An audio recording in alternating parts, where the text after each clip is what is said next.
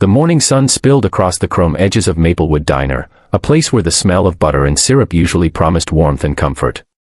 But on this particular day, the light couldn't erase the darkness that crept into the hearts of a few cruel boys. At a booth near the window sat a girl in a wheelchair, her plate of pancakes resting in front of her like a fragile shield against the world. Her name was Clara, and though her face carried the quiet strength of someone who had endured much, her trembling hands betrayed her unease. The boys at the next booth didn't just laugh at her. They crossed a line that should never be crossed. One of them slapped the plate from her lap, sending the food crashing to the tiled floor, and another pushed her wheelchair back with a mocking shove. The diner froze. The laughter of the bullies rang louder than the clatter of falling plates. Clara's eyes welled with tears she tried so hard to hold back, but humiliation burned hotter than pain. If you believe that kindness should always conquer cruelty, that second chances matter, and that no one deserves to be treated this way, take a moment right now to like this video, comment, share it with others, and subscribe to Kindness Corner. Together, we can remind the world that compassion is stronger than hate. Clara's life had never been easy. She was born with a spinal condition that left her reliant on a wheelchair, but her parents always told her that her spirit was meant to soar, even if her legs could not. She clung to that belief, though the world often seemed determined to crush it. Every day, she faced quiet stares, whispered remarks, or the pitying smiles of strangers who couldn't imagine her life.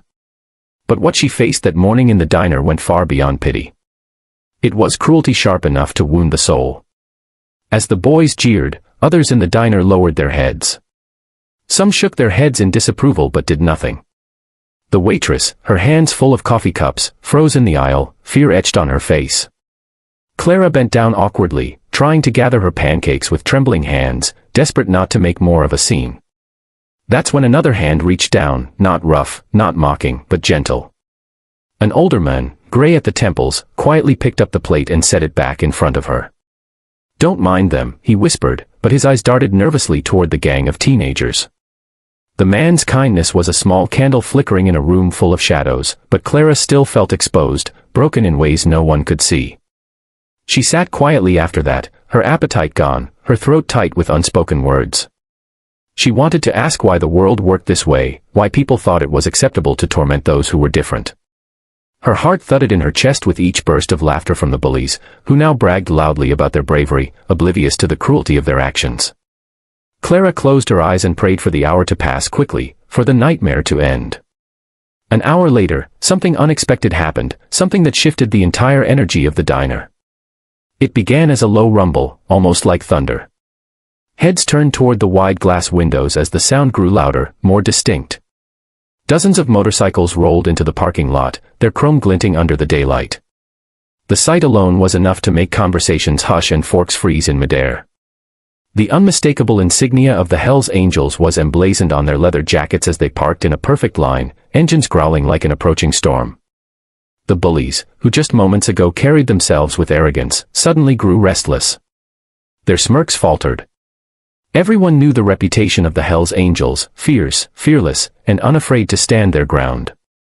When the door of the diner swung open, the bell jingled softly, but the silence that followed was louder than anything. A towering man with a beard and steel-hard eyes walked in, his vest heavy with patches. Behind him came another, and then another, until the diner felt smaller, its air charged with tension. Clara's eyes widened, her pulse racing with both fear and wonder. The man at the front scanned the room, his gaze sharp as it swept over the bullies. Then his eyes softened when they landed on Clara. It was as though he understood everything without a single word being spoken. He stepped closer, his boots heavy on the tiled floor, and knelt beside her. For the first time since that morning, Clara didn't feel small. She felt seen. Protected. The leader, whose name was Rourke, turned his head slowly toward the bullies. They sat frozen, pale faces betraying their guilt. No one dared laugh now. Rourke's voice was low, steady, but powerful enough to cut through the silence. Though Clara couldn't hear his exact words, she saw the shame wash over the bullies' faces as their bravado melted away. One by one, they slid out of the booth and stumbled toward the exit, heads lowered, avoiding every gaze. They didn't dare meet Clara's eyes again. Outside, the motorcycles formed a wall of steel and leather, ensuring the boys' humiliation was complete before they fled. But Rourke didn't stop there. He called over the waitress, placed a large bill on the table, and told her to bring Clara anything she wanted, pancakes, milkshake, pie, the whole menu if she liked. He told her she was stronger than any of the cowards who had tried to break her spirit. Then, in a gesture no one in that diner would ever forget, he removed his own leather vest, draped it gently across Clara's shoulders, and told her she was now family. Tears streamed down Clara's face, not tears of humiliation, but tears of gratitude. In that single hour, her life had shifted. What began as a morning of pain became a moment of profound transformation. She realized kindness can come from unexpected places, and that sometimes the fiercest-looking people carried the softest hearts. The diner erupted in quiet applause, some patrons wiping tears from their eyes. The waitress hugged Clara, promising her that she'd never again sit in that diner feeling invisible.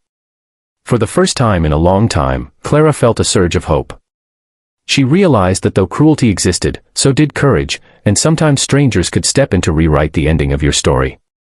If this story has touched your heart and reminded you that kindness can rise even in the most unlikely of places, please take a moment to like this video, share it with friends, subscribe to Kindness Corner, and leave a comment below. Your support helps us continue spreading stories that inspire and heal. Before we end, I have one special request. Comment below what you would have done if you were in that diner that day. Would you have stood up for Clara? Your words might inspire someone else to act with courage when the moment comes.